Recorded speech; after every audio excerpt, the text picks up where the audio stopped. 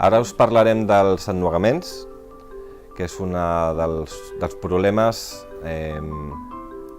o de les actuacions més normals, diguem entre cometes, en el nostre entorn.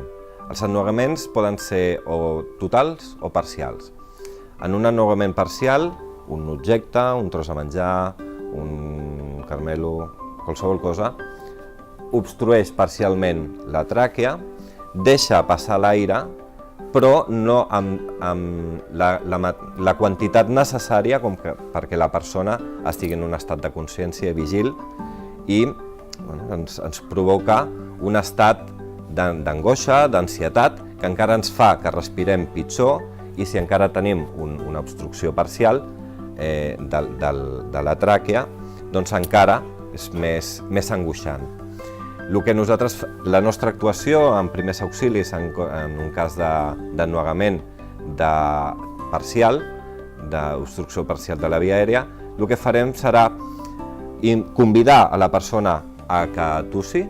Al tossir augmentem la pressió, que pot ser que l'objecte que estigui obstruint la via aèria surti, i si no aconsegueix amb la tos, animant-lo a tossir, que aquest objecte surti, el que farem serà posar-la una miqueta incorporada cap avall i amb el palmell de la mà, entre les dues espatlles, donarem 5 cops secs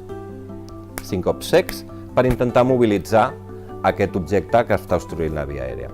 Una obstrucció total de la via aèria el que ens portarà és que la persona no pot tossir, no pot entrar aire, per tant no pot tossir, no pot entrar aire ni expulsar aire, per tant no podrà respirar.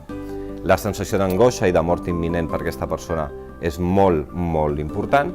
El que farem serà, intentarem fer el mateix, intentarem fer que aquesta persona amb els 5 cops entre les espatlles mobilitzi aquest objecte i en comptes de ser una obstrucció total podem aconseguir una obstrucció parcial o fins i tot que tregui l'objecte, i si veiem que no ho aconseguim, el que faríem seria la maniobra de Heimlich. La maniobra de Heimlich consisteix en augmentar la pressió intratoràcica externament per intentar que aquest objecte que obstrueixi la via aèria sigui expulsat. Com ho farem? Ens col·locarem per darrere de la persona, col·locarem la mà, que no és la nostra mà preferent, amb la que més força tenim, la col·locarem en forma de cunya per sota de la boca de l'estómac, amb la nostra mà dominant la col·locarem per sobre i l'únic que farem serà un moviment brusc cap a dins i cap a dalt. Amb això el que farem serà augmentar la pressió intratoràcica i a l'augmentar la pressió intratoràcica farem que aquest objecte sigui expulsat. Farem un interval, una relació de 5 compressions, 5 cops entre les espatlles i 5 compressions de maniobra de Heimlich i les anirem alternant.